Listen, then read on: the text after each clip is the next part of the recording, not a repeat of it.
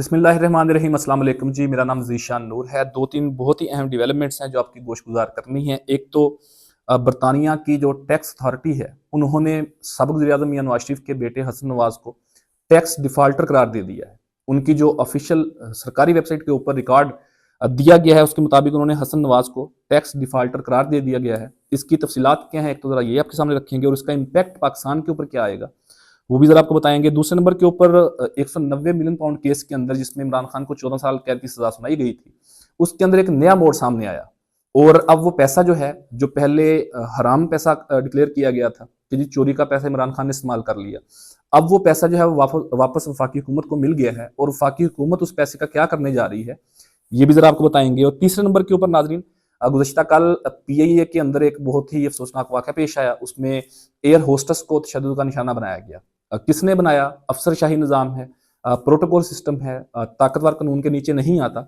उसी की एक नई एग्ज़ाम्पल सामने आई, एक वाक़या सामने आया, उसकी तफ़सीलात भी ज़रा आपके सामने रखेंगे। लेकिन सबसे पहले जो लंदन के अंदर मियां नवाज़ शरीफ के बेटे हसन नवाज़ जो हैं, आपको मालूम है कि दोनों बेटे उनके कारोबारी हैं, वहाँ पर कारोबार करते हैं। उसके ऊपर बहस करने की ज़रूरत नहीं है, उसके ऊपर तफ़सील से बात की जा सकती है कि कारोबार करना चाहिए, नहीं करना चाहिए। जब आपके बड़े या आपके वालिद या आपके चचा किसी मुल्क के हुक्मरान हों और आप किसी और मुल्क के अंदर कारोबार करें, तो उसके ऊपर सवालिया निशान खड़े हो जाते हैं।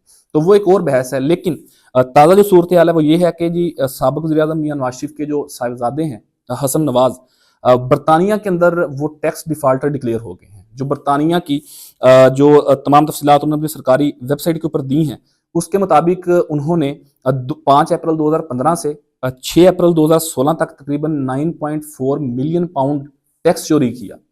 और ये कोई इल्ज़ाम नहीं है, ना किसी और की तरफ से, ना मेरी तरफ से। ये जो टैक्स अथॉरिटी है बरतानिया की, उन्होंने जो सरकारी वेबसाइट के ऊपर रिकॉर्ड दिया है, आप स्क्रीन के ऊपर देख भी रहे होंगे, ये उसके अंदर उन्होंने डिक्लेयर किया कि एक साल के अंदर उन्होंने 9.4 बिलियन पाउंड जो है वो टैक्स चोरी किया और उन्हें टैक्स डिफाल्टर करार दे दिया गया है और अब उनके ऊपर जुर्माना आयद किया गया है और जुर्माना 5.2 मिलियन पाउंड उन्हें जुर्माना अदा करना पड़ेगा। जुर्माना अदा हो जाएगा, मतलब एक तरफ देखेंगे 9 पॉइंट समथिंग मिलियन पाउंड उन्होंने टैक्स चोरी किया, अब उसका तकरीबन आधा या 55% उन्हें पे करना पड़ रहा है। तो मेरा ख्याल है इसमें कोई नुकसान नहीं होगा। टैक्स चोरी पाकिस्तान के अंदर भी बहुत होती है, लेकिन वहां पर उनका ये डिक्लेयर किया जाना, ये पाकिस्तान के लिए कोई अच्छी मिसाल नहीं है। उसकी वजह यह है कि उनके वालिद जो हैं वो 3 दफ़ा के साबिक़ वज़ीर-ए-आज़म हैं। मैं तो सहाफ़त के तालिब इल्म के तौर पे उनकी हमेशा इज़्ज़त करता हूँ और करूँगा, चूँकि वो जमहूरी वज़ीर-ए-आज़म रहे हैं। उनकी गलतियाँ हो सकती हैं, उनके ऊपर बात की जा सकती है, लेकिन मौजूदा हालात के अंदर भी हसन नवाज़ के जो चचा हैं वो वज़ीर-ए-आज़म पाकिस्तान है, मियां शहबाज शरीफ साहब, और उनकी जो बहन है वो वज़ीर आला पंजाब हैं और उनके और भी कुछ रिलेटिव्स यानी कि सागदार साहब जो हैं वो नायब वज़ीर-ए-आज़म हैं, वज़ीर ख़ारिजा भी हैं। तो इस तरह के जब ओहदों के ऊपर आपके फैमिली मेंबर्स हों और आप किसी मुल्क के अंदर कारोबार कर रहे हों और वहाँ पर आप टैक्स चोरी के अंदर पकड़े जाएँ, तो उसका इम्पैक्ट पाकिस्तान के ऊपर ज़रूर आता है। जो पाकिस्तान की बाकी कम्युनिटी, ओवरसीज़ कम्युनिटी जो कारोबार वहाँ पर कर रही है, जो जॉब्स वहाँ पर कर रहे हैं, तो उनके ऊपर भी सवालिया निशान खड़े होते हैं। तो ये एक तफसीलात सामने आई, ये कोई अच्छी खबर नहीं है पाकिस्तान के लिए भी और उनकी फैमिली के लिए भी। लेकिन उन्होंने इसको डिनाई करने की कोशिश की है। उन्होंने कहा जी पुराने तरीके से जैसे 2015-16 में पनामा के टाइम के ऊपर हमारी किरदार कशी की जाती रही है, वैसी एक नया जो है वो ये छोड़ा गया मार्केट के अंदर। लेकिन सरकारी तौर के ऊपर उन्होंने वेबसाइट के ऊपर शो किया है, तो इसके अंदर कोई गलत नहीं है, ना ही इल्ज़ाम है, ये हकीकत के ऊपर मबनी है।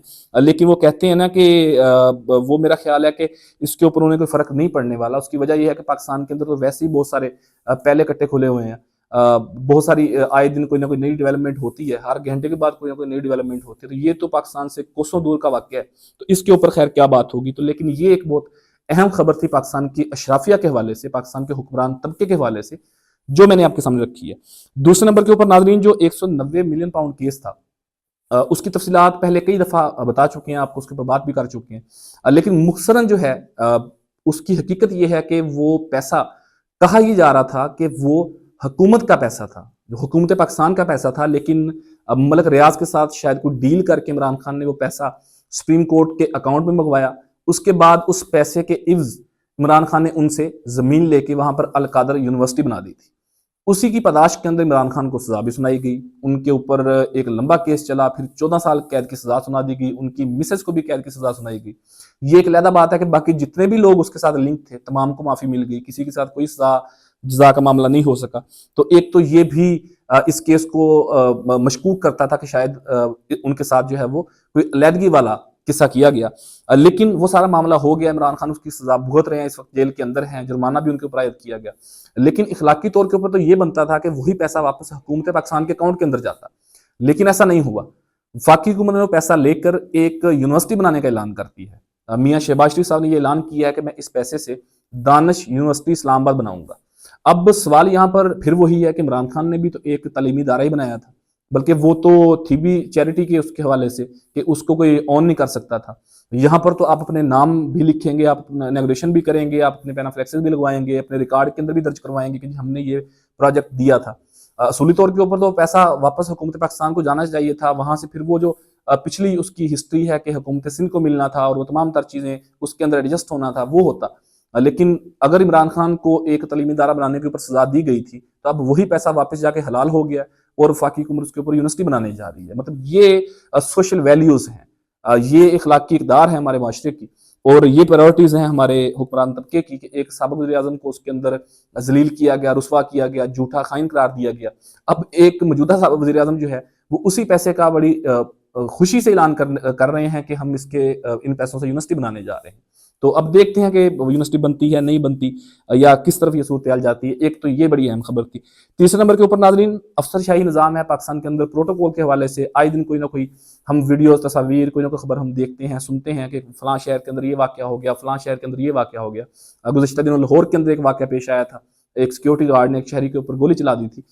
लेकिन गुज़श्ता रात यानी कि गुज़श्ता कल जो है PIA के अंदर ये वाक़या पेश आया, और तफसीलात के मुताबिक जो साबिक़ कमिश्नर हैं कोयटा के इफ्तिखार जोगज़ई साहब, वो अपनी बेटी साइमा, जिनका नाम बताया जा रहा है, उनके साथ वो PIA में सफ़र कर रहे थे, और बताया ये जा रहा था कि सीट बेल्ट पहनने के हवाले से, यानी कि एयर होस्टेस ने उनकी बेटी को कहा कि जी आप सीट बेल्ट पहन लें, इसके हवाले से उनकी तलखी हो गई, और साबिक़ कमिश्नर कोयटा जो हैं उनकी बेटी ने उनको मुक्का मारा, जिसके बाद वो जख्मी हो गई, और तस्वीर भी आप स्क्रीन के ऊपर देख रहे होंगे। तो जिसके बाद फिर दोबारा जहाज़ वापस उतारा गया, और फिर माफ़ी तलाफ़ी होने के बाद दोबारा ये सफ़र जो है वो जारी किया गया। लेकिन इसका दूसरा रुख भी सामने आया।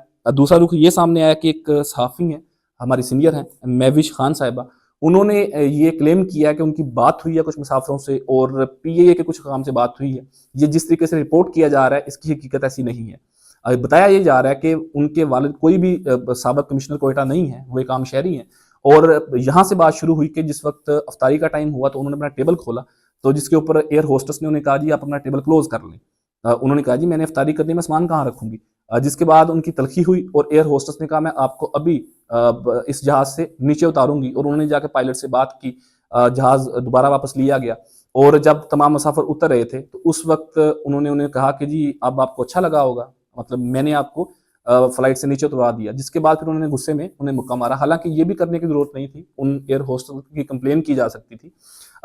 ये दो तरह की चीजें सामने आ रही हैं, लेकिन ज्यादा लोग जो हैं वो इस चीज को क्लेम कर रहे हैं कि वो साबिक़ कमिश्नर कोयटा हैं और उनकी बेटी थी जिन्होंने तशद्दुद किया उनके ऊपर। और यहाँ पर यह भी बात ज़हन में आती है कि एयर होस्टेस की ट्रेनिंग होती है, वो इस तरीके से ट्रीट नहीं करते मुसाफिरों के साथ। लेकिन दूसरी तरफ चूंकि हमारी सीनियर सहाफ़ी हैं, उन्होंने बड़े दावे के साथ ये ट्वीट किया और क्लेम किया कि तमाम तर स्टोरी जो है वो गलत तरीके से बताई जा रही है। लेकिन इसका तमाम तर मुद्दा जो है इस मसले का वो यही है कि अफसरशाही निज़ाम पाकिस्तान के अंदर मौजूद है।